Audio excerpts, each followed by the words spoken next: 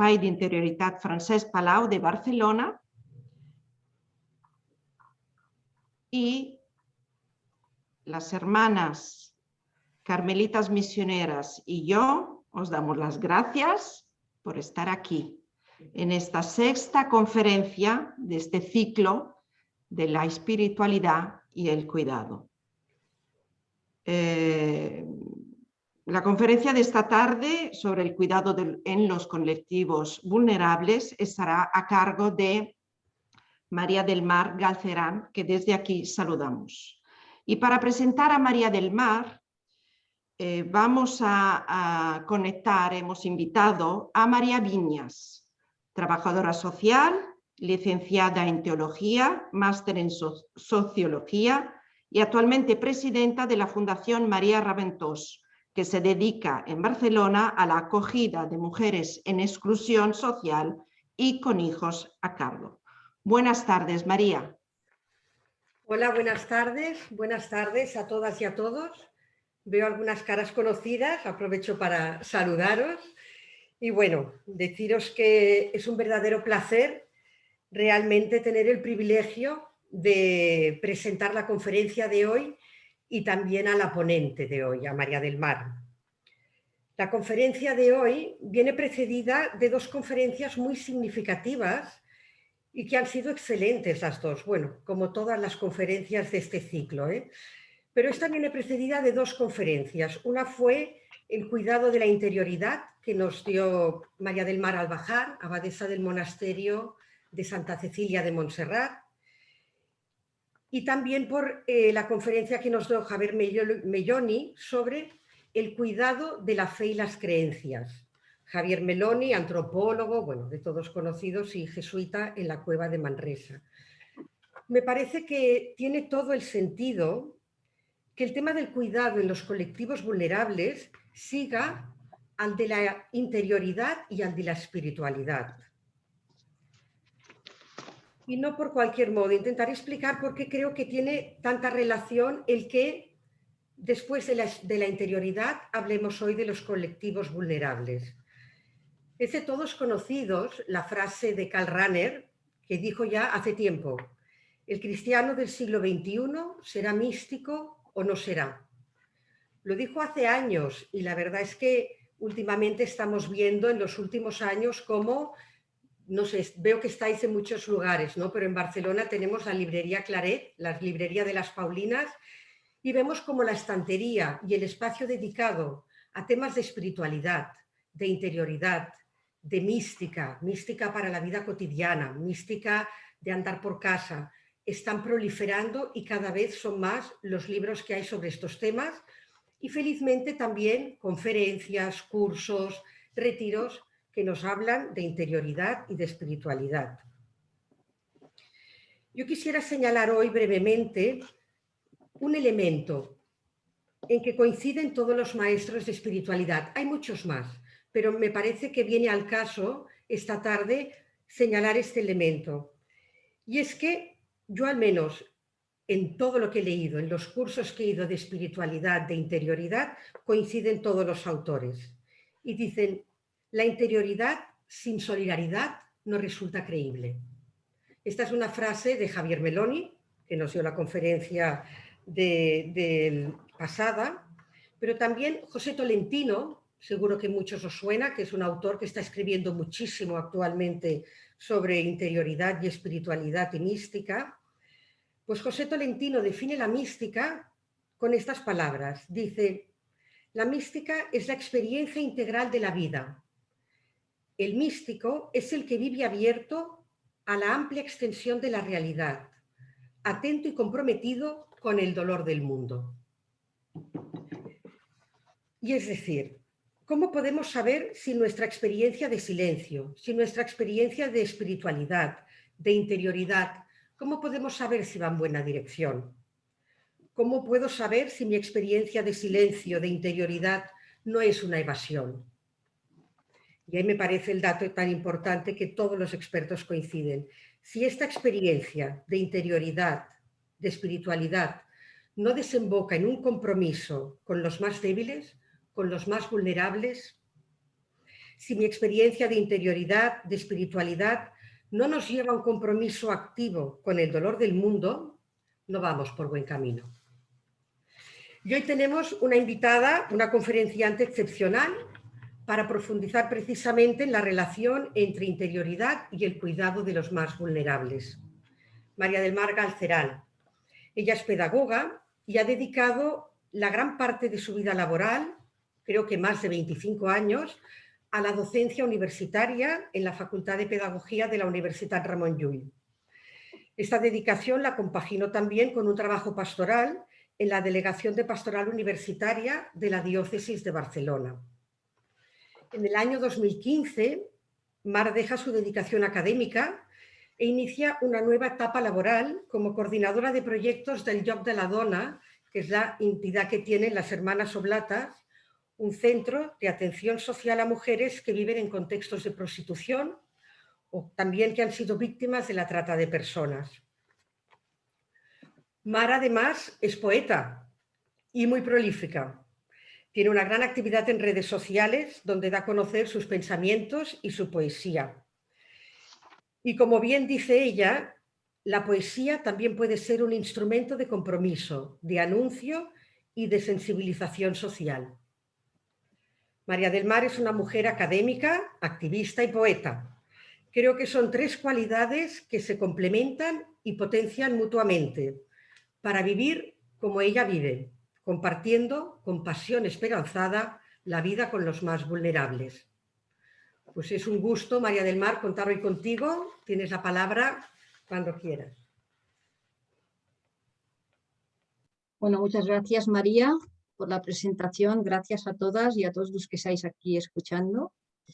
Yo no voy a hacer una charla hoy desde la academia, sino que voy a intentar hacer a compartir, más que nada, con todas vosotras y con todos vosotros, una reflexión desde mi experiencia vital, una mirada reflexiva desde mi experiencia vital, no solamente estos últimos años de colaboración o de trabajo con las Hermanas Oblatas, sino también a lo largo de mi vida me he sentido siempre muy comprometida con diversas realidades de exclusión con las que siempre he colaborado como voluntaria. Antes de empezar, vamos a hacer unos breves minutos de silencio y de recogimiento para traer a nuestra memoria y a nuestro corazón y hacer presentes aquí y ahora a tantas personas que viven en los márgenes de la sociedad, sedientas de atención, de afectos, de cariño, de cuidado, de justicia y de igualdad. Seguro que todas y todos tenemos nombres y rostros concretos que nos pueden venir ahora a la memoria, de personas que están vinculadas a alguno de estos colectivos, personas que se han quedado sin hogar, están en procesos de desahucio, mujeres maltratadas, explotadas o violentadas, personas encarceladas, niños y niñas abandonados o explotados,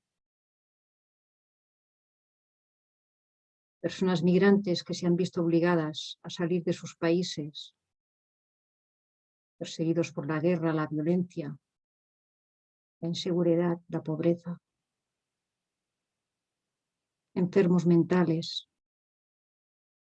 o todo tipo de enfermos que están ahora en los hospitales, solos porque no pueden ser acompañados por sus familiares. Los más de 730 millones de personas que sufren hambre en el mundo y todos los olvidados de esta tierra. Que sus seds, que sus hambres nos movilicen por dentro y seamos capaces de dar respuesta.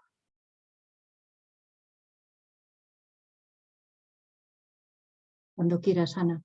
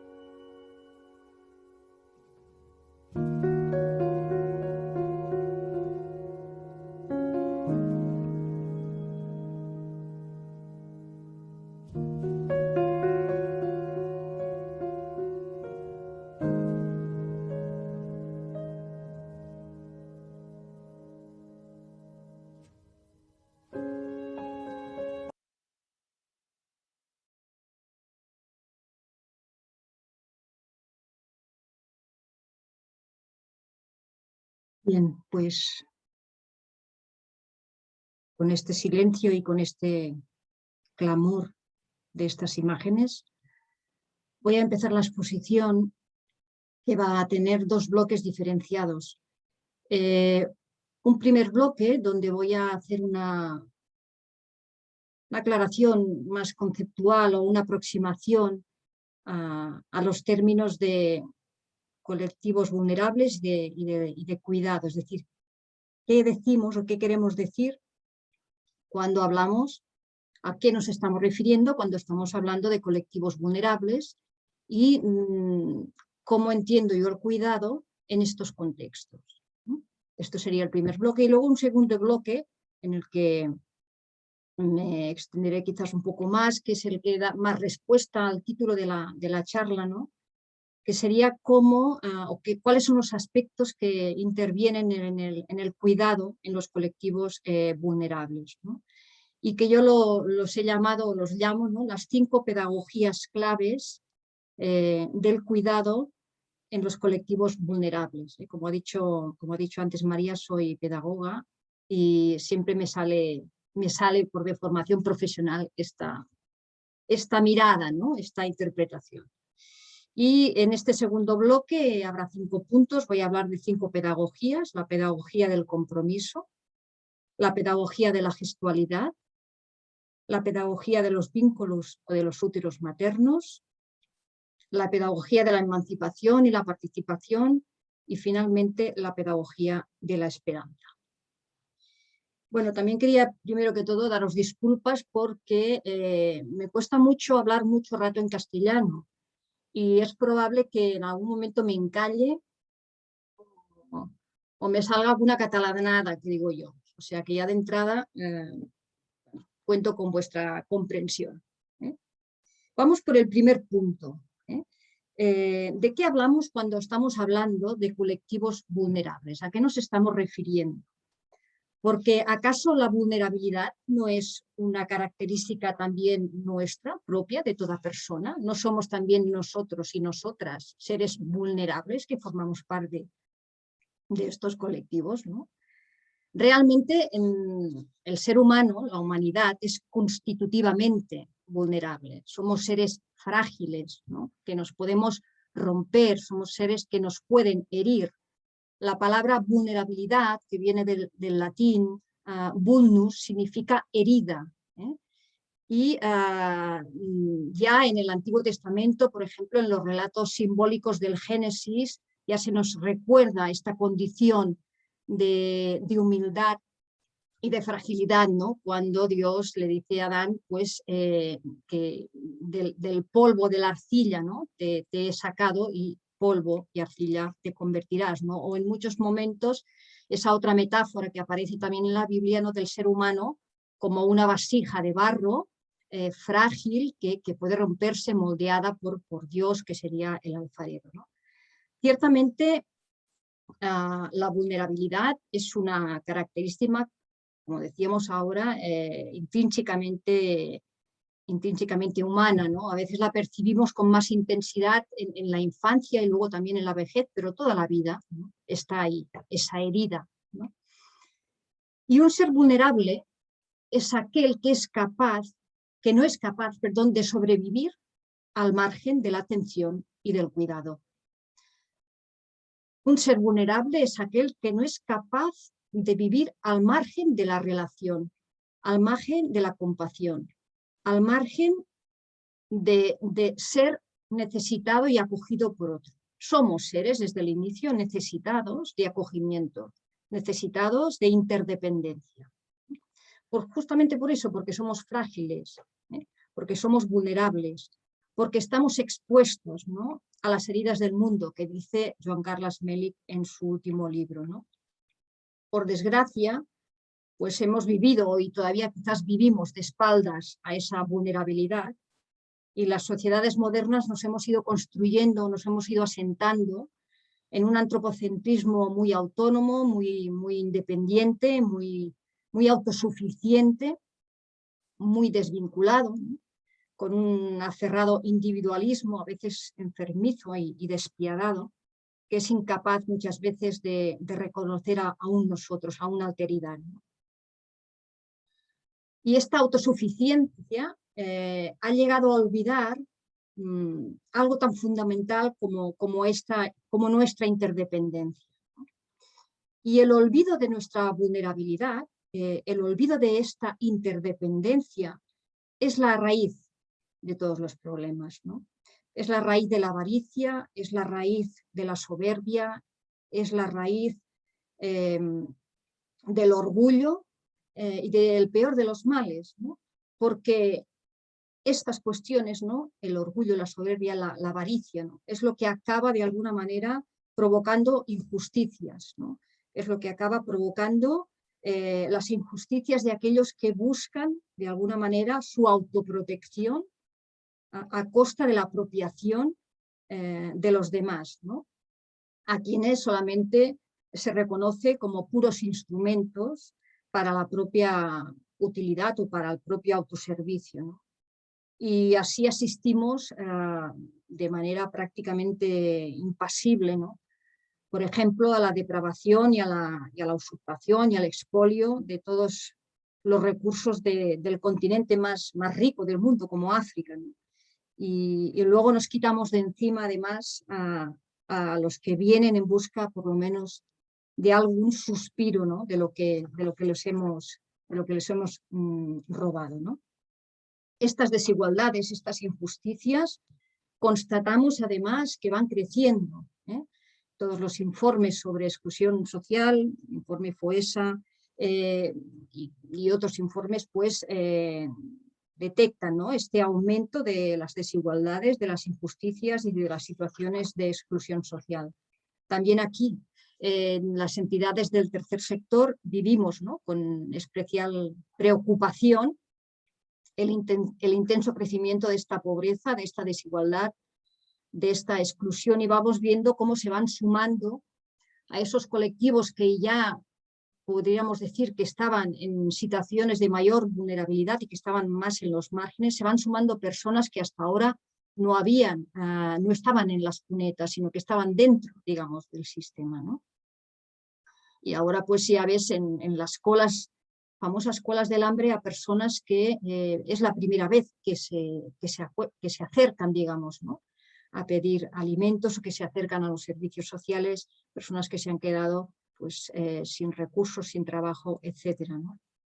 Este contexto de desigualdades, es decir, de situaciones que dificultan el acceso de muchas personas a los recursos, es decir, las dificultades de vivienda, la precariedad en el mundo laboral, la falta de recursos económicos, las barreras y las fronteras entre los países, etcétera, etcétera, etcétera, lo que hacen es excluir a millones de personas a los márgenes de la existencia, a las cunetas de la vida que dice el Papa Francisco, ¿no? Y cuando hablamos de colectivos vulnerables, estamos haciendo referencia justamente a estos colectivos, ¿no?, que son víctimas de esta vulnerabilidad social causada por el olvido de nuestra interdependencia, ¿no? Por el olvido de esta vulnerabilidad interdependiente. Y por lo tanto, además de la vulnerabilidad propiamente humana, personal, se añade esta vulnerabilidad social que también está presente en estos contextos, ¿no? Y no es posible de alguna manera hablar de, no es posible de alguna manera comprometernos, ¿no?, con las personas que están en situación de vulnerabilidad sin poner en cuestión las condiciones sociales donde estas personas se están moviendo, ¿no?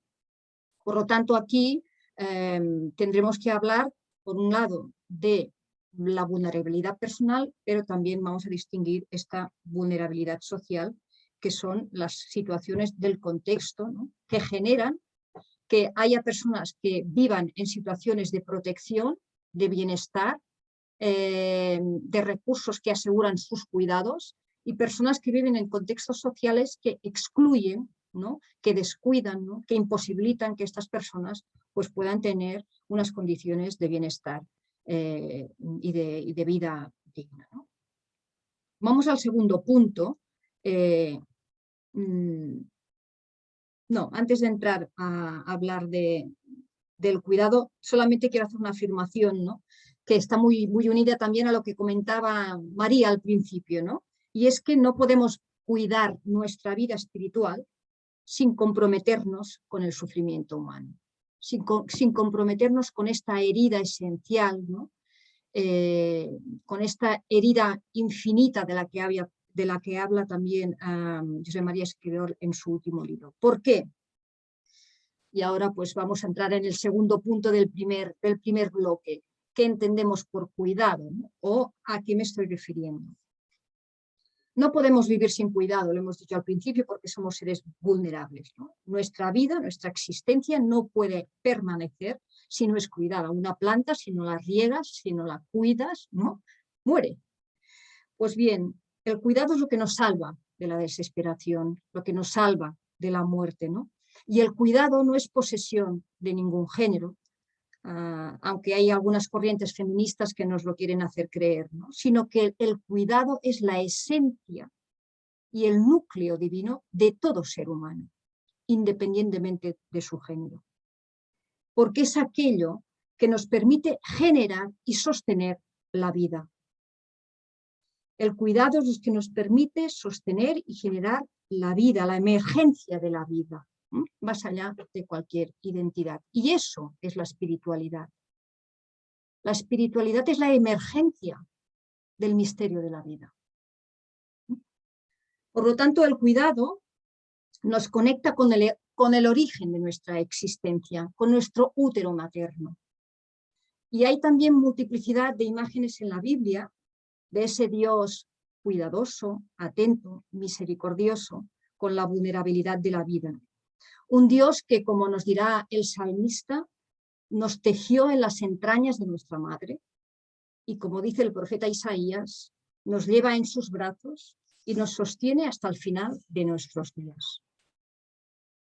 Un sostenimiento que forma parte irrenunciable de nuestra humanidad. No podemos ser humanos sin la dimensión del cuidado, porque nos autodestruimos, porque no podemos vivir, ¿no?, aunque frecuentemente lo olvidemos. La vida solo puede ser vivida desde la interdependencia, y por lo tanto desde el cuidado mutuo, desde el compartir. En este sentido, nuestra herida esencial, esta vulnerabilidad que nos configura, no es un lugar de experiencia espiritual.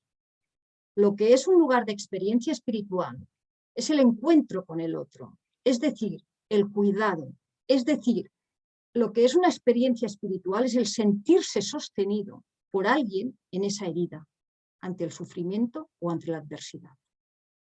Y esto reclama apertura de corazón, esto reclama humildad, esto reclama atención. Porque sabemos que la vida en mayúsculas, a pesar de la fragilidad y a pesar de la vulnerabilidad, y más allá de ella, se renueva y se recrea siempre. Y Dios es la vida. Dios es la vida vulnerable, Dios es la vida creativa y amorosa que no se cansa de engendrar. Y esa vida siempre nos sale al encuentro si nosotros nos dejamos encontrar.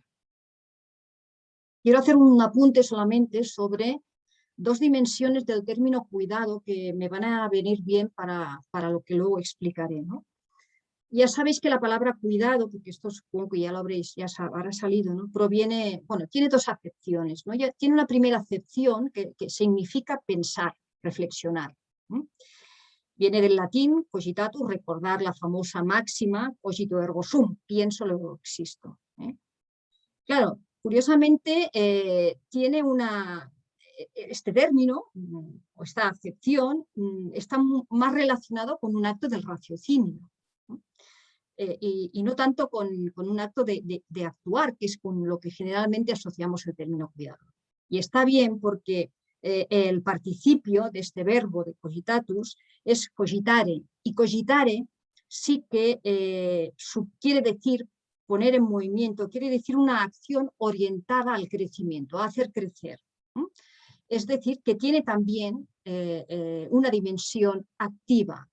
Cuidar supone también pensar, reflexionar, pero también supone movilizar o movilizarte para ayudar a crecer, para ayudar a que aquella vida pueda emerger. En este sentido, podemos decir que el cuidado tiene una dimensión afectiva, es decir, es un impulso, un sentimiento compasivo que te moviliza por dentro para proteger la debilidad. Para proteger la debilidad, para proteger la herida, para proteger el sufrimiento, ¿no? Pero también tiene una dimensión efectiva, ¿no? Que busca, que piensa, que reflexiona estrategias para justamente poder disminuir o eliminar las condiciones que amenazan esa vida, o piensa estrategias y maneras para potenciar, ¿no? Aquello que refuerza aquella vida, ¿no? ¿Por qué digo esto? Digo esto porque esta doble acepción del término implica una actitud permanente de discernimiento. Es decir, cuando estoy hablando de cuidado en los colectivos vulnerables, o del cuidado en general, pero ahora estamos hablando de estos colectivos, tengo que pensar continuamente qué acciones debo realizar para que esa vida vulnerable, para que esa vida herida pueda crecer debidamente y pueda ir siendo cada vez más autónoma. Tengo que ir pensando y reflexionando qué condiciones sociales son las que están amenazando esa vida y qué puedo hacer para que esas condiciones sociales sean potenciadoras, sean emancipadoras de la persona, ¿no? Por ejemplo, nosotras durante la pandemia hemos tenido que discernir en el equipo del Lloc de la Dona, si cubríamos las necesidades básicas de las mujeres dándoles comida, como se ha hecho en muchos sitios, ¿no? O buscando unos ingresos económicos para que las propias mujeres pudieran ser autónomas a la hora de gestionarse su comida. Esto es una decisión que supone un discernimiento. Un discernimiento que es muy importante. Y es verdad que al final de nuestra vida se nos juzgará por nuestras acciones y por lo tanto se nos juzgará por si hemos dado de comer al hambriento, por si hemos dado de beber al sediento, por si hemos ido a visitar al que estaba encerrado, por si hemos acogido al extranjero, etcétera, ¿no? Pero el cuidado no supone únicamente una acción concreta de atención, sino que también supone pensar y reflexionar por qué se cuida, cómo se cuida, a quién se cuida y con quién se cuida, etcétera, etcétera. Y esto es muy importante. Y si debemos hacer un discernimiento, es porque el cuidado implica un respeto. Y el respeto supone reconocer la grandeza de algo. Cuando yo digo respeto a esa persona, es porque siento admiración, siento maravilla, siento asombro por esa realidad, por esa persona. Por eso la respeto, porque la considero valiosa, porque no quiero herirla. Porque, en definitiva, reconozco su sacralidad. Cuando estamos hablando de personas que viven en situaciones de vulnerabilidad, estamos hablando de colectivos en situación de vulnerabilidad y del cuidado en colectivos en situación de vulnerabilidad, es porque reconocemos también que estas personas son personas valiosas, ¿no?, que necesitan ser cuidadas y que necesitan ser protegidas de sus heridas, ¿no? Y eso, insisto, nos pedirá una actitud permanente de discernimiento. Voy al segundo bloque. El segundo bloque, que es el de las pedagogías. Bueno, antes quería señalar también que no hay espiritualidad ni humanismo sin una posible atención a una vida rechazada, amenazada, ultrajada. Ya lo he dicho antes, lo vuelvo a repetir, cualquier vida que esté en los márgenes, ¿no? Cuidar a los que sufren, como hemos dicho antes, es el núcleo de nuestra humanidad, ¿no? Es nuestra esencia divina, ¿no? Y no podemos encontrar el sentido de la vida si no bajamos al dolor. Y si una cosa nos ha enseñado esta pandemia, justamente, o hemos aprendido, quizás deberíamos haber aprendido, es que es experimentar esa necesidad de sentirnos cuidados, ¿no? Esa necesidad de cuidados y de sentirnos cuidados. Y para ello, desgraciadamente, hemos tenido que bajar al dolor.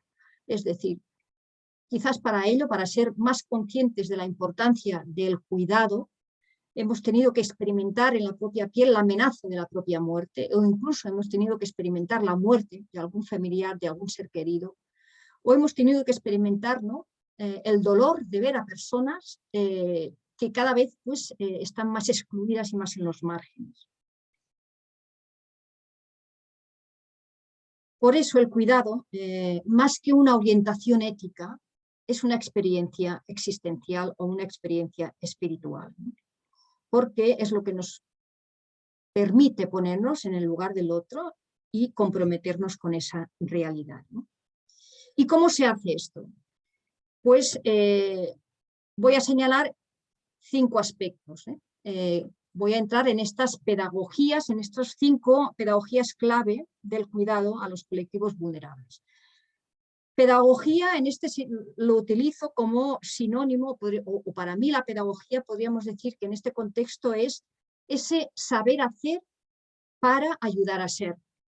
Es decir, es una determinada manera de hacer, una determinada manera de proceder, una determinada manera de organizar, de acompañar, para que los otros, para que el otro, para que cualquier otro pueda llegar a su máxima plenitud, para que cualquier vida pueda desplegarse de manera justa, de manera digna.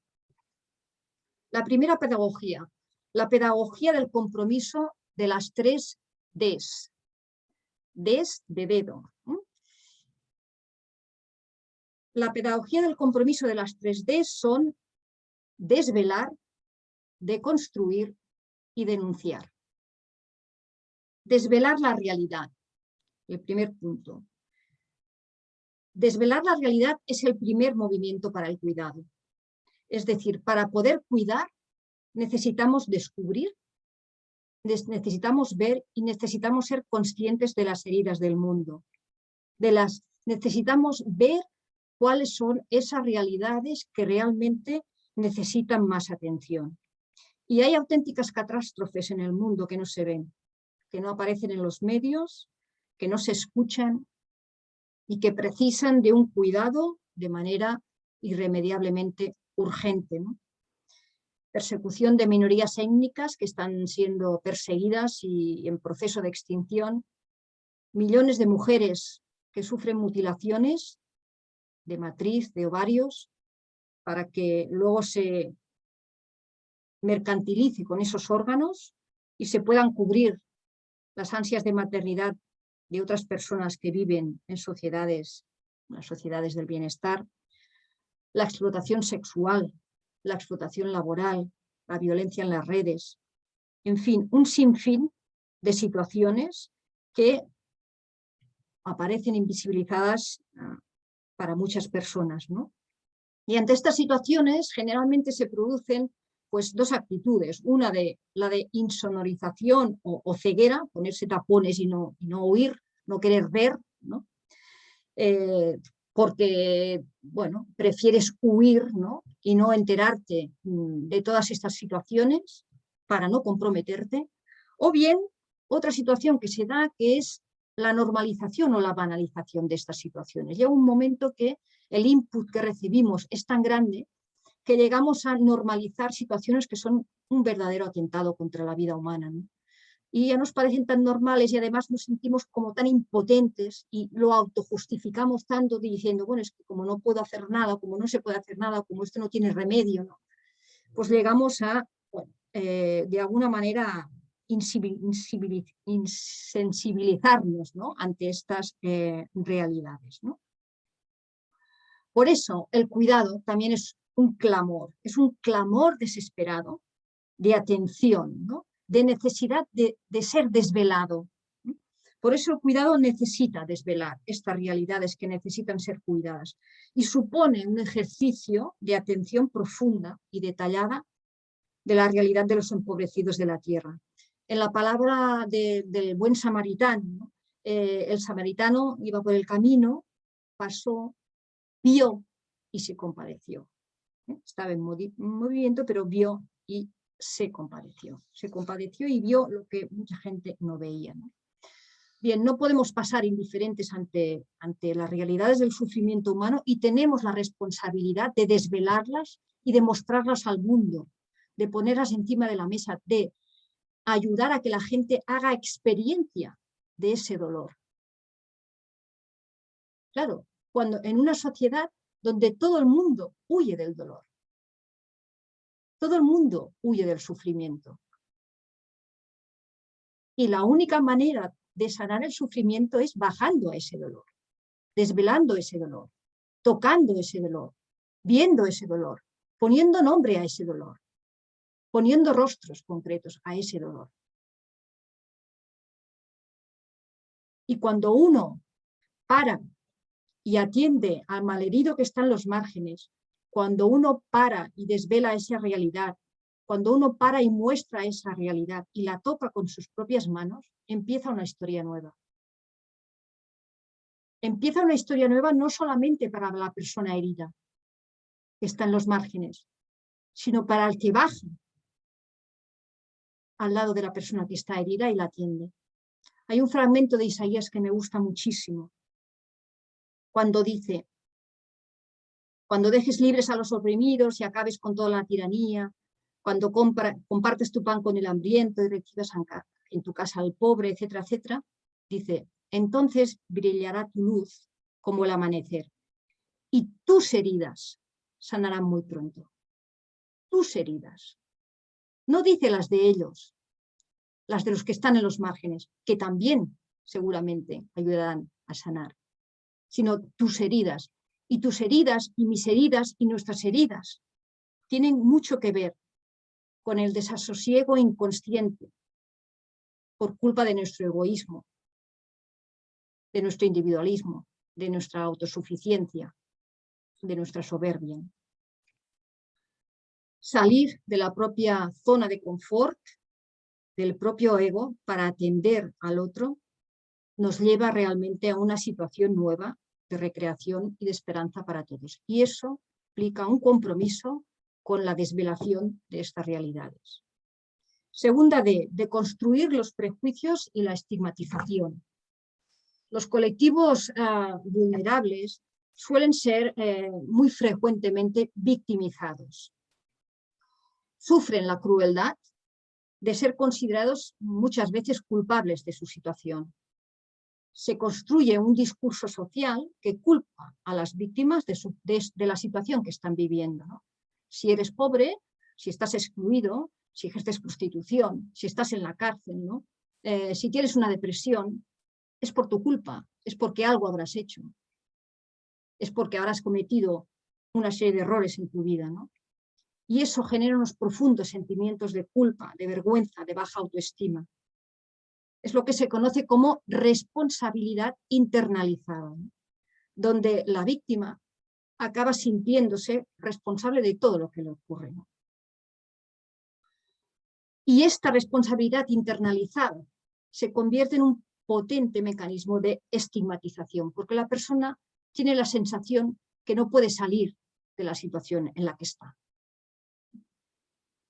A mí me produce mucho dolor cuando siento que algunas mujeres de las que atendemos me dicen: ¿tú crees que Dios me va a perdonar por la vida que estoy llevando? Piensas, pero si Dios no tiene nada que perdonarte, por el amor de Dios, ¿no? O cuando a veces dicen, es que me siento sucia, ¿no? En el Nuevo Testamento aparecen muchas situaciones, ¿no?, donde Jesús deconstruye esos prejuicios y esos estigmas, donde Jesús se acerca y toca a aquellos que son considerados intocables o que están de alguna manera estigmatizados por la sociedad. El leproso, el endemoniado, la mujer adúltera, la mujer que sufría hemorragias, ¿no? Jesús se acerca, los atiende y los toca. Y acercándose y tocándolos, prestándoles atención, curándolos, cuestiona los prejuicios de la gente, elevando la dignidad de estas personas vulnerables. Jesús, al acercarse y hacer esto, que es lo que nosotros también tendríamos que hacer, les dice, como le dijo al paralítico: levanta, coge tu litera y camina. Y tu litera son tus capacidades, tus potencialidades. Tu litera son tus talentos. Tu litera son tus dones. Tu litera es tu dignidad. Ve, coge tu litera, coge tu dignidad porque la tienes y camina. Jesús sabe ver a cada persona más allá de sus límites, sabe ver sus potencialidades, sus fuerzas, ¿no? Y haciendo esto, desplaza la responsabilidad individual, esa responsabilidad internalizada, la desplaza hacia la responsabilidad social, hacia la responsabilidad de las causas que han generado que esa persona se encuentre en esa situación. Y eso supone deconstruir los prejuicios y la estigmatización. Esta lógica es un paso también imprescindible para el cuidado de los colectivos vulnerables. Tercera D, denunciar. Denunciar las causas estructurales y las situaciones que aumentan la vulnerabilidad, que generan injusticia, que generan desigualdad. Denunciar cualquier situación de explotación y de vulneración de los derechos humanos. También tenemos el compromiso de hacer esto, ¿no? No puede ser que en el siglo XXI salvar vidas sea un delito. No puede ser que haya gente que esté siendo ajusticiada por defender los derechos humanos, por defender vidas, ¿no? Como ahora mismo pues está pasando en nuestro país con Elena Maleno.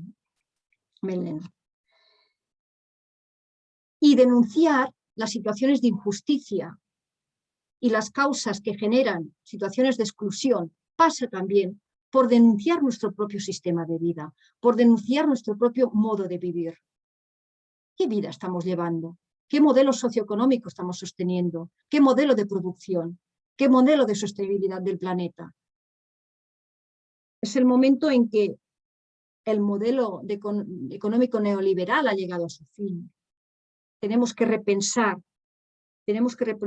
una manera distinta de racionalizar la producción y tenemos que empezar a hablar de decrecimiento. Y evidentemente no entro en el tema de la sostenibilidad del planeta porque está ahí, porque todo es interdependiente y porque sabemos que daría por otra conferencia. Y eso implica estar presente en las plataformas donde se ejerce incidencia sociopolítica, hacer presión a las administraciones, estar en esas plataformas y hacer presión para que se cumplan los derechos de las personas. Nosotras, por ejemplo, durante la pandemia, una de las batallas que hemos tenido ha sido intentar conseguir que las administraciones realmente respetaran el derecho al acceso a los recursos a las personas que no estaban empadronadas y que no querían empadronar, ¿no? Como sabéis, una persona que no está empadronada no tiene acceso a los recursos. Y aunque legalmente los municipios tienen la obligación legal de empadronar a las personas, en muchos municipios no se permite a muchas personas, ¿no? Y esto es una vulneración de un derecho importante, ¿no? Y aunque las entidades pues, estamos ahí haciendo presión, no siempre se consigue, pero ahí hay que estar. Ahí en muchas otras luchas, evidentemente. Segunda pedagogía, la pedagogía de la gestualidad, ¿no? De la mirada, del tacto, de la presencia. No hay peor desagravio que ser invisibilizado, que ser ignorado, no mirado o peor, mal mirado, es decir, mirado con rechazo, mirado con repudio, mirado con asco, ¿no? Incluso. Esta es la realidad, desgraciadamente, de muchas personas que viven en los márgenes de la sociedad, ¿no? Los enfermos mentales, los sin techo, los transexuales, las personas negras, etcétera, etcétera. Y eso supone educar nuestra mirada ante la realidad, supone educar la mirada atenta, una mirada profunda que nos conecta de nuevo con nuestra interioridad, ¿no? Para educar esa mirada profunda hay que iniciarse en una movilización interior, hay que ir y bajar allí donde habita nuestra ternura, allí donde habita nuestro amor, allí donde habita nuestra fuerza vital, allí donde habita aquello que nos conecta con la vida, que nos impulsa a ir al encuentro de toda vida amenazada. Si vivimos desconectados de nuestro interior, dispersos en medio de 1000 activismos acelerados, ¿no? Difícilmente seremos capaces de prestar atención a lo que realmente necesita ser mirado con atención. Si antes decíamos que no se puede vivir una vida espiritual sin un compromiso activo con el sufrimiento humano, ahora decimos que tampoco es posible esa atención y esa mirada atenta a los que necesitan ser mirados, sin ir a la fuente que habita en nuestra interioridad, sin ir a la fuente de donde emerge nuestra ternura.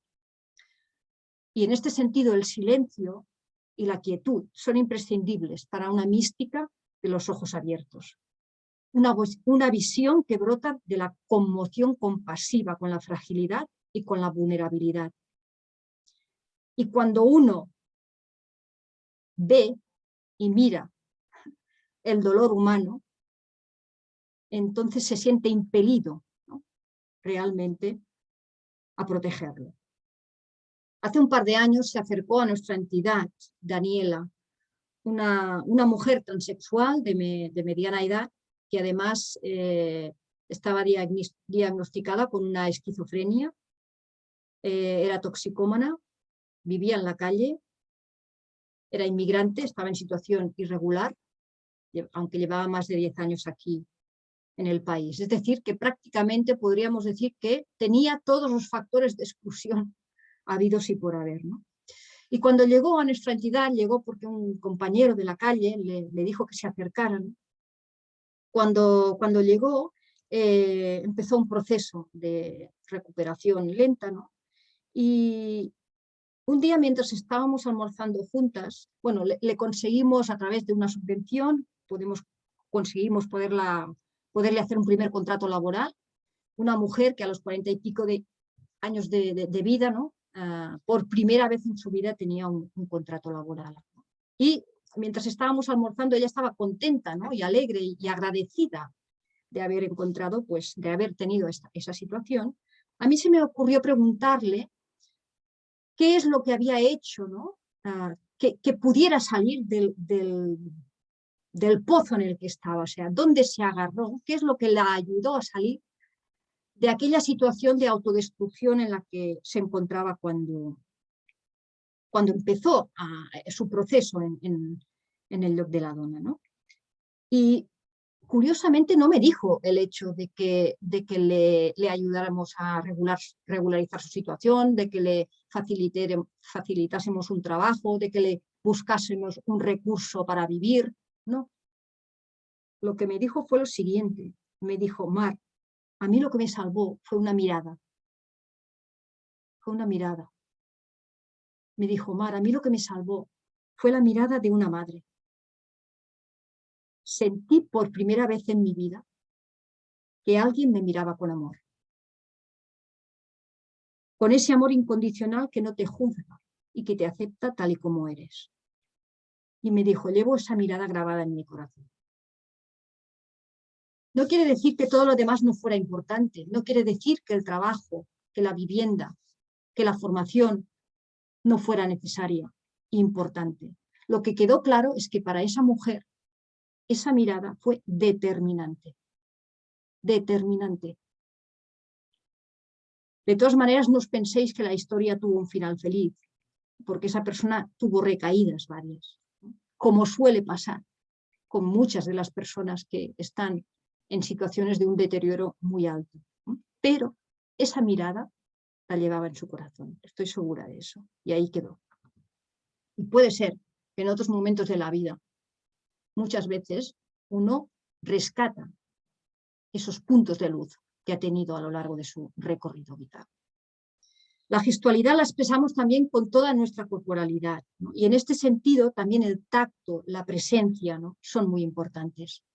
El COVID creo que nos ha evidenciado claramente a todas y a todos lo importante que es, ¿no? Los afectos, el tacto, la presencia, ¿no? Los cariños, los abrazos. Estar en el momento adecuado, ¿no? El samaritano pasó, vio, miró, pero luego curó, tocó las heridas con cariño, ¿no? Toda gestualidad necesita un discernimiento, y aquí me viene bien la reflexión que os he hecho antes sobre el concepto del cuidado. Durante el confinamiento nosotras también tuvimos que discernir nuestra presencialidad en la entidad, en un momento en que todos los recursos estaban cerrados. Y tuvimos que tomar una decisión, y fue una decisión muy difícil, no fue fácil. Hubieron conflictos, ¿no? Pero porque también veíamos, porque éramos conscientes de que la mayoría de las mujeres que nosotras atendemos son mujeres que no viven en Barcelona, viven fuera, y por lo tanto el desplazamiento en un periodo de confinamiento total podía ponerlas también en peligro, ¿no? Pero la situación y las condiciones de sus confinamientos eran tan duras, ¿no? En sus domicilios, que pensamos que teníamos que tener también una presencia de alguna manera y estar ahí, y también desplazarnos nosotras cuando fuera necesario y la situación lo requiriera para atender a sus necesidades, ¿no? Algunas de esas mujeres se enfermaron y estaban solas y no tenían nadie que las atendiera, incluso muchas no tuvieron más remedio que continuar ejerciendo la prostitución, aún estando enfermas de COVID, ¿no? Y recuerdo lo importante que fue para una de estas mujeres cuando una de las compañeras del lloc fue a su casa a llevarle una ayuda, ¿no? Porque son momentos en los que uno se siente restaurado, son momentos que vivifican, que restauran, que abren resquicios de esperanza, ¿no? Y otra de las mujeres, por ejemplo, también durante estos meses perdió a su madre, a la que estaba muy unida, y recuerdo que cuando vino al lloc de la dona, se nos echó encima y se nos abrazó, ¿no? Intensamente y largamente, ¿no? Pero ¿cómo no íbamos a abrazarla? ¿Cómo no íbamos a abrazar a una mujer que estaba desolada, ¿no? Por la muerte de su madre? La importancia de la gestualidad, ¿no? De la presencia, del estar, ¿no? Y Jesús en eso es muy contundente. Le preguntan los apóstoles a Jesús, Jesús, ¿dónde moras? Y él responde, venid y ved, ¿no? Y cuando los apóstoles van, cuando bajamos, ¿no?, y tocamos ese dolor, ese sufrimiento, como decíamos antes, ya no podemos marcharnos, ¿no? Nos tenemos que quedar. Y se quedaron con él. Venid y ved, venid y permaneced, venid y abrazad, venid y acariciad, venid y dejaros tocar. La pedagogía de los vínculos, de los úteros maternos, la tercera. Esta, voy a decir algo, pero sé que Miriam Subirana justamente va a abordar este tema en la próxima charla, o sea que vais a tener tema de sobra y espacio para profundizar mucho más con ella que no conmigo, ¿no? Ya hemos comentado que el cuidado se despliega en la interrelación, ¿no?, como un ejercicio de vinculación humana. Y en el último informe FOESA justamente se relata o se expone, ¿no?, nuestra sociedad como una sociedad de la desvinculación, una sociedad desligada, una sociedad que ha perdido los lazos comunitarios, una sociedad muy individualizada, ¿no? Por esto, en esta sociedad fragilizada, el dinamismo del cuidado pasa también por la creación de vínculos humanos, por espacios de fraternidad, de creación de comunidad, que sustenta, que restablece, que garantiza la confianza básica, que decía el pedagogo Philippe Mérieux, ¿no? A mí me gusta más hablar de la creación de úteros maternos, ¿no? ¿Por qué? Porque la metáfora del útero materno, o el espacio del útero materno, ¿no?, es ese espacio de seguridad, de calidez, de alimento, de alimentación, de protección, de totalidad, ¿no?, de conexión con la emergencia de la vida, que os decía al principio, donde esa pedagogía de la gestualidad empape también las relaciones humanas, construyendo hogares significativamente importantes para la vida de las personas, ¿no? Nos decía también una mujer una vez, mi vida en el pasado era un vacío, era un vaso quebrado. Me pusieron un corazón y se unieron los trozos. Eso nos lo dijo una mujer. Porque solo el amor y el cuidado permiten sanar las heridas. Hace un tiempo me llamaba la atención cuando iba a trabajar y pasaba por delante de la narcosala de las Drasanas, en la plaza que hay delante, había una cantidad de jóvenes durmiendo en el suelo, esperando a que abrieran para tomar su dosis. Y cuando yo pasaba venía una furgoneta de la limpieza y una furgoneta de los Mossos, de la policía, y los hacía levantar para desinfectar, digamos, toda la zona. Y a mí me interpelaban profundamente los rostros y las miradas perdidas de esos jóvenes, ¿no?, que además eran jóvenes solos, que no iban en grupo, que cada uno iba por su lado, ¿no? Y me interpelaban también sus procedencias, ¿no?, que aparentemente eran la mayoría, casi todos, parecían europeos, ¿no? Y yo pensaba, ¿y dónde están los marroquíes, los latinoamericanos, los pakistaneses, ¿no? Y bueno, quizás lo que voy a decir ahora sea probablemente un análisis o un comentario un poco simplista, ¿no? Pero yo creo que las comunidades de referencia de estos colectivos últimos, que generalmente están vinculados a sus mezquitas y a sus iglesias evangélicas, tienen mucho que ver. Tienen mucho que ver. Porque sabemos que sentirse miembro de una comunidad es un factor de protección fundamental contra la adversidad. Y una cosa parecida también constatamos con las mujeres nigerianas que atendemos durante los primeros meses de la pandemia. Porque esas mujeres no venían a solicitarnos ayuda y nosotras decíamos, ¿cómo puede ser que la situación en la que están, que no tienen nada, ¿dónde están las nigerianas que no vienen, ¿no?, a solicitarnos ayuda en los primeros meses? Y es porque la mayoría están vinculadas a sus comunidades religiosas evangélicas de referencia, ¿no? Y esas mismas comunidades probablemente, ¿no?, tenemos esa intuición, pues de alguna manera u otra las van como haciendo como de cojín, ¿no?, las van sosteniendo, ¿no? La vinculación, pues, se construye desde el encuentro afectante con el rostro concreto del otro, ¿no? El cuidado de los colectivos vulnerables pasa también pues, por la vinculación con las personas, por la construcción de familia, de comunidad, de espacios de fraternidad, donde se establezcan complicidades, cercanía, donde se convoque a la participación conjunta, a la vivencia conjunta de hechos significativos, ¿no? Tanto de éxitos como de dificultades, de manera conjunta, ¿no? Ir haciendo camino juntos. Una vez estas Navidades también, cuando fuimos a repartir un detalle a alguna de las mujeres que estaba mal, una de ellas nos dijo: vosotras no sois mis amigas, vosotras sois mis hermanas, ¿no? Bueno, yo pienso que esto es muy importante también para estos colectivos, que muchas veces viven en un desarraigo familiar de sangre, quiero decir, también importante, ¿no? La pedagogía de la emancipación y la participación. No sé cómo voy de tiempo, muy mal. Ya termino. La pedagogía de la emancipación y de la participación descansa en la certeza de que en toda persona tiene una dignidad, tiene unos dones, tiene unas capacidades, tiene unos talentos, ¿no? Que hay que ayudar a desarrollar, ¿no?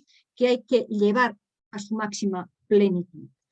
Y implicará pues confiar en las posibilidades de realización y de plenitud que se esconden en cada persona y poner un don, poner una obsesión, poner un propósito en la vida de esas personas, ¿no? Conectarlos con su don, con su propósito en la vida, ¿no? Y facilitarle todos los recursos para que ese propósito, para que ese don pueda realmente llevarse a cabo. Recursos de formación, de inserción, de acompañamiento, etc., ¿no?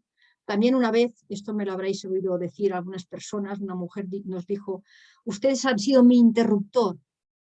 Yo tenía una luz dentro y no lo sabía. Pues eso es lo que significa la pedagogía de la emancipación: encender el interruptor, descubrir la potencialidad que esconde cada persona y promocionarla, ¿no? Y eso nos pide una tarea de contemplación, de atención constante, ¿no? De los deseos, de las inquietudes, de los intereses, de las habilidades de las personas que están en situación de vulnerabilidad.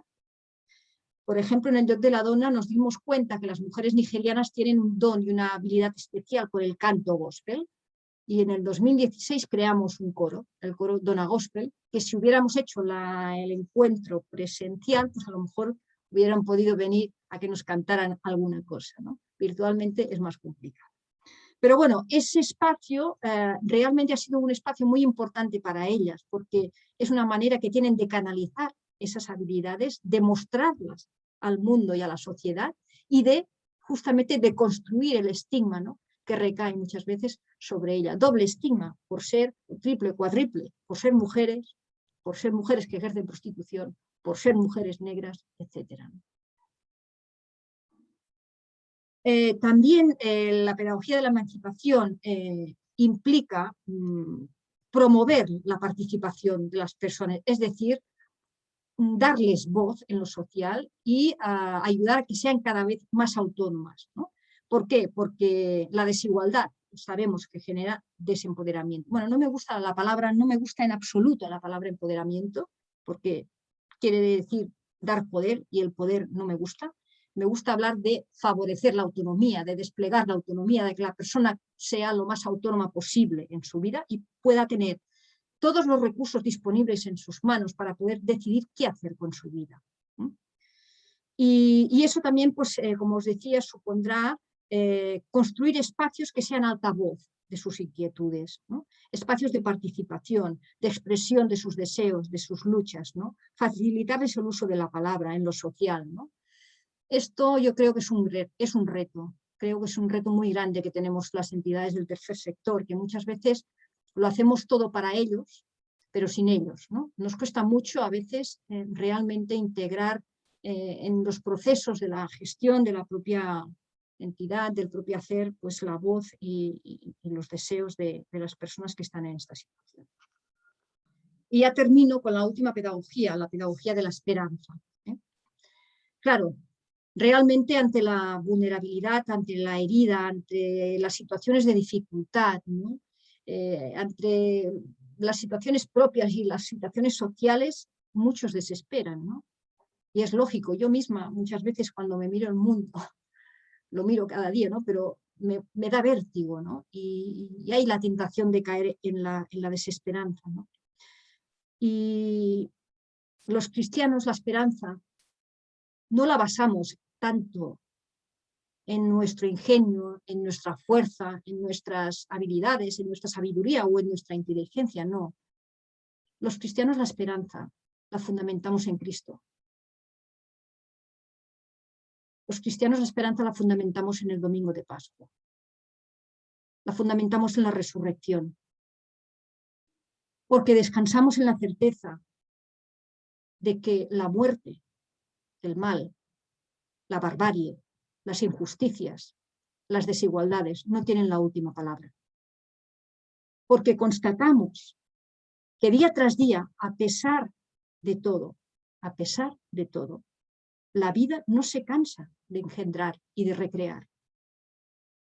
La esperanza nos impulsa a no quedarnos hundidos en el desánimo y en la desesperación. ¿Y qué es la esperanza?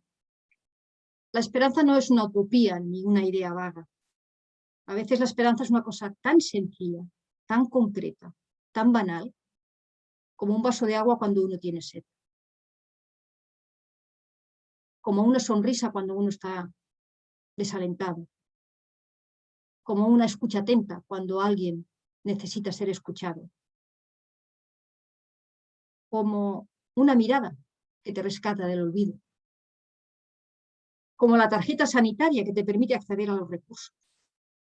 Como el NIE que te da categoría de ciudadano y te permite encontrar un trabajo, etcétera, etcétera. Es decir, la esperanza es cualquier gesto pequeño, insignificante a veces, o cualquier gesto o vestigio o anuncio de vida, de aquello que restaura, que vivifica, ¿no? Que es capaz de sostener y generar vida, aquello que te conecta mínimamente con la vida, ¿no? La esperanza es anuncio de buena noticia, pero sobre todo para los cristianos la esperanza es anuncio que no se cansa, que no desiste, que no se retira, que no desaparece, que siempre está ahí. Y ante un mundo sumido en la incertidumbre y en la desesperanza, el cuidado es aliento de esperanza, porque es aquello, recordemos, que es capaz de sostener y de generar vida. Y la esperanza hay que ir a buscarla cada día. Requiere de un proceso. Las madres la conocen bien, la esperanza. Dice Ernest Rochi que no se espera por causa de una carencia, sino que se espera por una sobreabundancia de vida que presiona. Se espera para engendrar. La esperanza ya es ese propio proceso de ese embarazo. Es todo el camino que se está haciendo que de alguna manera nos anticipa el cumplimiento de una situación futura. Es dar prioridad al tiempo, la esperanza, es iniciar procesos, privilegiar acciones que generen dinamismos nuevos, que tejan sueños. Otra cosa que me impacta mucho cuando les pregunto a las mujeres, a veces les pregunto, ¿qué es lo que te ayuda a seguir adelante? ¿Qué es lo que te da más fuerza, lo que te ayuda a tirar adelante, ¿no? Y la mayoría siempre me dicen lo mismo, la paciencia. Qué fuerte, la paciencia. La paciencia, ¿no? Nosotros que vivimos siempre con la impaciencia. Una paciencia, pero que no es pasiva, ¿no? Sino que es una paciencia que está llena de tenacidad, de lucha, de esfuerzos y de batallas, ¿no? Son mujeres muy fuertes, muy luchadoras. Pues bien, esa esperanza, ese ir haciendo camino poco a poco, ese ir abriendo brechas, signos, gestos de luz, es a lo que también somos convocados, ¿no? Y convocadas, todas. Caminemos, pues, con esperanza, al encuentro y al cuidado de toda situación y de todo contexto de vulnerabilidad. Porque en cada una de estas situaciones, en cada una de estas heridas, en cada una de las fragilidades, en cada vida amenazada, en cada vida ultrajada, herida, rechazada, inútil, hay una voz que nos llama y que nos dice: ven a preservarme, ven a protegerme, ven a cuidarme, ven a amarme. Si lo hacemos, nuestra vida tendrá sentido. Y si lo hacemos, también seremos testigos de resurrección. Voy a terminar leyendo un poema. No me puedo estar de leeros un poema o un texto. Más que un poema, es un texto. Hay vida y esperanza cuando alguien ama contra toda lógica, contra toda razón, contra toda posibilidad. Hay vida y nuevas oportunidades en la fuerza y el coraje de los que luchan día a día en medio de su desolación para construir sueños de una vida mejor.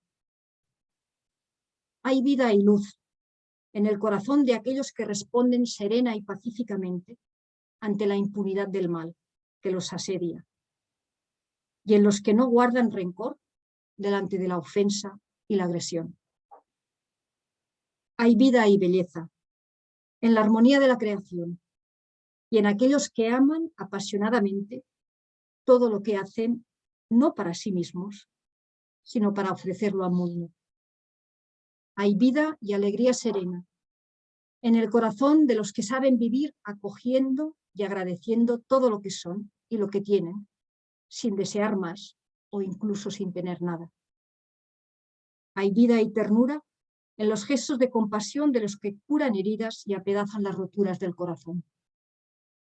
Sí, hay vida cargada de luz, esperanza, novedad, belleza, ternura, alegría y una música de amor que todo lo envuelve, más allá de los límites de la tierra. Nada podrá silenciar su eterna sinfonía, tampoco el mal ni la muerte. Bueno, muchas gracias por aguantarme hasta el final. Creo que ahora podemos abrir un espacio de diálogo, de preguntas, ¿no? Sí, y antes quiero darte las gracias. A ver, yo después de cada conferencia nos quedamos con un sentimiento, ¿no? Hay algunos que han sido variados, ¿no? Cada tema ha sido especial y único, pero has despertado, hablo por mí, el dolor de pensar en todas aquellas personas que no tienen nada, bueno, todo lo que has dicho, ¿no? Al trabajar muchos años en el sector donde tú estás, he vivido muchas situaciones de ofrecer el cuidado sin poder ni querer juzgar, simplemente porque la persona te estaba pidiendo algo que no era solamente material, no era el kilo de arroz que podíamos dar en la fundación donde trabajaba, sino que buscaban algo más, buscaban realmente apoyo y un poco de amor. Y me quedo con la frase de la mística de los ojos abiertos, porque realmente tenemos que abrir los ojos. No 5 minutos, no el rato de la conferencia, sino que cada día caminando por la calle, porque vulnerables somos todos. Personas que nos pueden necesitar encontramos en cada esquina.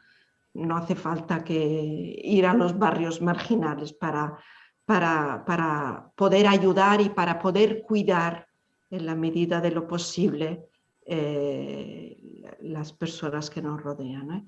Muchísimas gracias, Mar, porque me has llegado muy hondo, me he acordado de mi trabajo anterior antes de estar con las hermanas y me has hecho pensar mucho y sufrir también un poco, pero ya va bien sufrir un poco.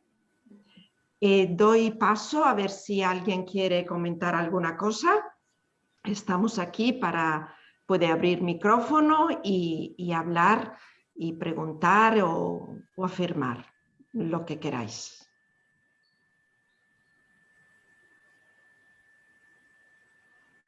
María Viñas, ¿quieres añadir algo? ¿Tú que has empezado? Hay algunos mensajes que luego te pasaré, Mar, que están escribiendo en el chat. Gracias. Muy, muy, muy bonitos. Has hecho una exposición tan maravillosa del tema que yo creo que es que todavía no tenemos capacidad para expresar por los sentimientos que... Bueno, gracias. Gracias a ti. El silencio a veces es la mejor manera de expresar. Exacto. Sí. Hay una persona que ha levantado la mano. Si alguien quiere hablar espontáneamente, que abra micrófono y comente. Sí, sí, a mí me gustaría que me aclarases un poquito cuando has hablado de la palabra deconstruir. Al parecer has querido decir que ya la persona ya está estigmatizada, ¿no? Cuando se le atiende, cuando se le acoge, cuando se le recibe. Y sí que has dicho que tiene que ir más allá de las causas por las cuales ella está estigmatizada, ¿no? Que hay que ir más allá, ¿no? Pero yo creo que es muy difícil, sobre todo cuando estamos metidos y empapuzados de colectivos que a veces no sabes por dónde ir. Bueno, no es una tarea fácil, ¿eh? Claro, no es una tarea fácil, pero, por ejemplo, no sé, yo ahora puedo hablar más de las mujeres que ejercen prostitución. Voy a poner un ejemplo concreto, ¿no? De las mujeres que ejercen prostitución, ¿no? Pues una frase que todo el mundo decimos, que es un estigma, que es un prejuicio, ¿no? Las mujeres que ejercen prostitución, bueno, la prostitución es la profesión más antigua del mundo, ¿no? Son mujeres, muchas veces se dice, ¿no? Que ganan mucho dinero, que se lo pasan bien, etcétera, etcétera, ¿no? Claro, pero también podríamos formular la pregunta de otra manera. Podríamos decir, ¿realmente la prostitución es la profesión más antigua del mundo o lo es el proxenetismo? Es decir, o lo es el consumo de esa prostitución. Claro, eso desplaza la responsabilidad, ¿no? Desplaza la responsabilidad que tú atribuyes a la persona que está en esa situación a la causa que genera esa situación. Yo pienso que eso sí que lo podemos hacer todos, ¿no? Las personas que están en la calle, ¿no? Yo no conozco esta realidad, por lo tanto, bueno, la conozco muy poco, vaya, todos conocemos, ¿no? Personas que están en la calle y es verdad que mujeres que nosotros atendemos también, algunas hemos tenido que estar en situación de sin techo, ¿no? Pero claro, puedes pensar que si está en la calle es porque, pues, que no ha sido una persona trabajadora, que es una persona pues, que seguramente es conflictiva, que no se ha sabido relacionar. Y cuando vas conociendo, ¿no? Y te vas acercando a estas realidades, vas descubriendo que cualquiera de las que estamos aquí podríamos estar en la calle. ¿Por qué? Porque las causas no son causas personales, sino son situaciones de una precariedad laboral, por ejemplo, ¿no? Que un día te quedas fuera, y esa falta de trabajo, esa falta de ingresos económicos, a lo mejor te lleva a una serie de tener problemas, ¿no? Familiares, si te empiezan a romper, digamos, todos los hilos, ¿no? que te unían a la estructura social, y un día por otro te encuentras en la calle, ¿no?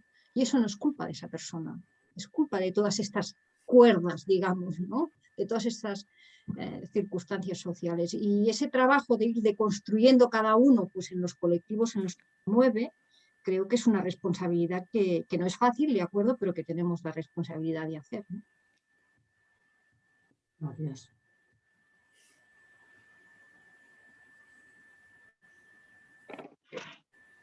Bueno, por alusiones, Mar, nada, felicidades. Es decir que, bueno, a mí me ha entusiasmado la conferencia toda, y también en los 5 pasos, bueno, las 5 pedagogías. Bueno, es un comentario. Pienso que es muy importante, al menos para mí, esto, no sé si ha sido intencionado, yo supongo que sí, el orden de las 5 pedagogías. Había, bueno, sí, porque o sea, lo he cambiado. Al principio la pedagogía del compromiso la había puesto al final y luego he dicho, no, esta es la primera. Y luego sí que he establecido un cierto orden, sí. Yo digo, Procesual, bueno, pero tampoco se pueden dar de manera indistinta, ¿eh?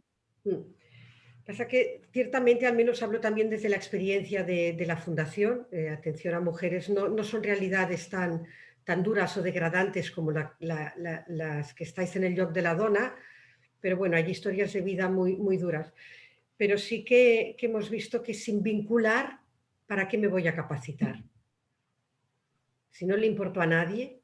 Sí, claro. Ese es el punto Sí. fundamental, es lo que os decía de la mirada, ¿no? Si no te sientes, ¿no?, apreciado por nadie en el mundo, es que ya no tienes interés de vincularte a un proceso formativo, ni... Es que eso es lo más importante en la vida, que alguien te piense, ¿no? Eso es la frase esa de esa mujer que hacía prostitución de la película Princesa, ¿no?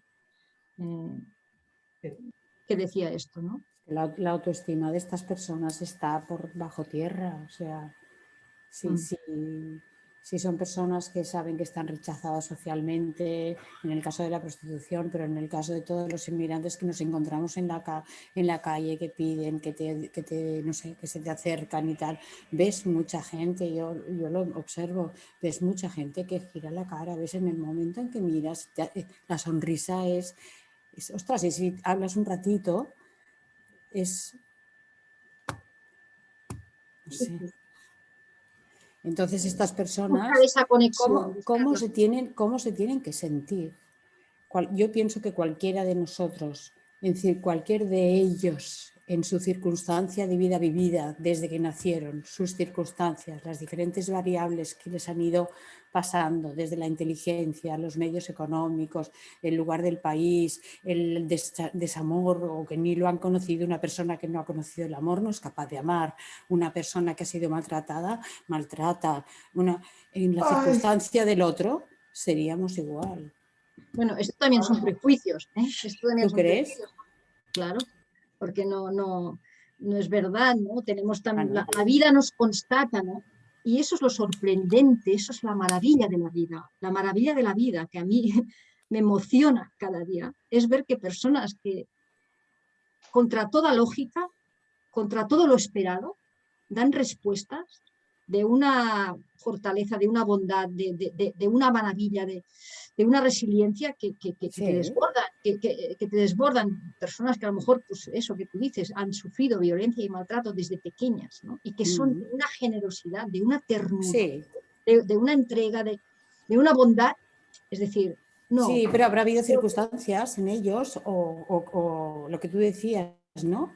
Me has hecho darme cuenta de la luz que llevo dentro. O sea, han habido muchas cosas que de ahí han tenido la sabiduría de sacar todo al revés, ¿no? No todo el mundo sabe. Mario, si me permitís, también quería comentar, bueno, no sé si es que querías responder ahora, pero que me parecía importantísimo para mí el reto, tú también lo has hablado como reto, el tema de la participación. La emancipación es un reto en sí, pero el de la participación a mí me parece que es el reto que realmente hay que meterse a fondo, porque mira, es como, la participación es como pasar de ser una persona en exclusión, diríamos que no tiene derechos. Las entidades, grupos, colectivos, etcétera, trabajamos con ellos para que sean sujetos de derecho. Pero una persona no es ciudadano de pleno hasta que no puede ejercer también sus deberes. Y muchas veces no se tiene en cuenta esto, ¿no? Y hacemos, en el fondo, a veces hasta mantenemos como víctimas en el sentido de que solo los hacemos sujetos de derecho, pero no damos el paso también con ellos a que sean también de deberes.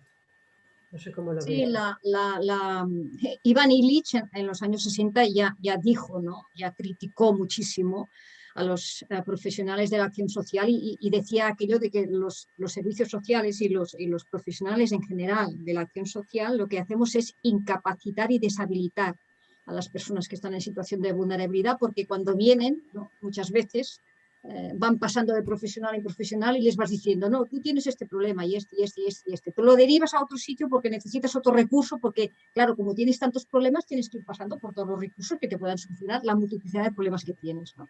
El mensaje que al final le trasladas a esa persona es de que eres alguien cargado de problemas que no puedes solucionártelos por ti mismo y necesitas multiplicidad de recursos para poder salir adelante. Bueno, eso es un grave problema que yo pienso que continúa estando ahí. Y luego, bueno, la participación, el hecho de integrar, ¿no?, a las personas, yo pienso que también está muy vinculado con el tema de los vínculos.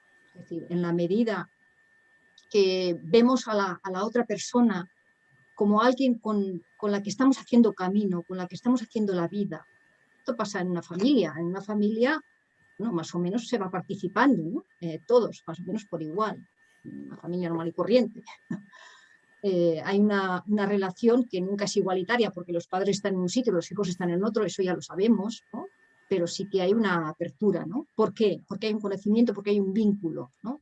Porque hay un querer hacer vida juntos.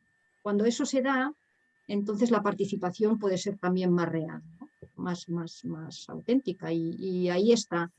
Lo que pasa que también, yo lo que veo muchas veces en el ámbito social, hay muchas profesionales o muchas entidades que dicen, no, esto no se tiene que hacer porque esto no es profesional, ¿no? Hay que mantener la distancia, los límites, hay que ser profesional. Ser profesional es no implicarte con las personas, ¿no? Eso se vive así en muchos sitios, ¿no? Y para mí es un error, porque la única manera de propiciar esa participación también es ese acercamiento más personalizado, ¿no?, desde ese tú a tú, desde sentir que la otra persona pues está haciendo camino contigo, ¿no?, desde la complicidad, desde la cercanía, ¿no? Bueno, es un tema ahí pendiente, que nosotras también estamos trabajándolo y que, bueno, vamos haciendo camino poco a poco. No, pero esto también un poco es la diferencia entre servicios sociales, ¿no?, y el trabajo de una fundación. Esta cercanía que se puede practicar en una fundación igual es distinto, ¿no? Sí, en algunas sí, y en otras yo también conozco fundaciones que igualmente tienen una manera de trabajar muy tecnocrática, por así decirlo, ¿eh? Menos humanista y más tecnocrática, de todo hay, ¿no?, en las fundaciones también, pero bueno, lo importante es eso, ¿no?, esa orientación humanista, eso que decimos tanto, ¿no?, de que nos ponemos tanto en la boca de la persona en el centro, la persona en el centro. Bueno, a ver, la persona en el centro, pues quiere decir eso también, ¿no?, esa relación de cercanía, de complicidad y de darle voz, aunque lo que nos diga no nos guste. Efectivamente. Mar, No sé qui és, però bueno. Sí, hola, què és? Jo t'he escuchado alguna vegada, creo que en el discret. Bueno, me ha gustado cuando has dicho que cuando ha habido un momento de mucha necesidad, ¿no?, os planteasteis en el centro si darles comida o procurarles un trabajo a las mujeres. Eso a mí me cuesta mucho, porque me desespero y entonces creo, lo quiero arreglar dando yo dinero y lo doy, pero no sale, sé que así no sale del problema. No me he expresado bien quizá, no. El discernimiento era de si les facilitábamos comida directamente o les facilitábamos una ayuda económica para que ellas se gestionaran su comida. ¿Me explico?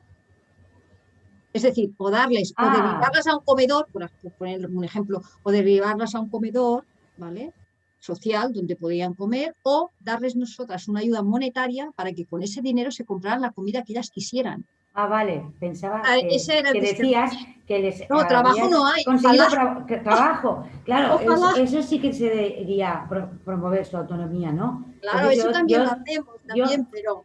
Claro, hay que solucionar el problema de raíz, no darles el pescado, sino enseñarles a pescar. Y eso lo llevo fatal yo, porque me falta esperanza. En las instituciones van despacio, siguen durmiendo en la calle, entonces yo les pago donde dormir, pero sé que eso no está bien hecho, pero lo hago mal, pero porque no hay recursos para todos, ¿no?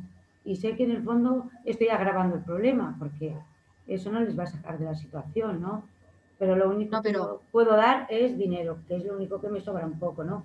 Por eso creo que me siento más cómodo en otro tipo de voluntariado, o por lo menos me desespero menos, por ejemplo, que voy a acompañamiento de enfermos y tal, porque ahí pues doy mi tiempo y eso pues sí que tiene su beneficio al momento, ¿no?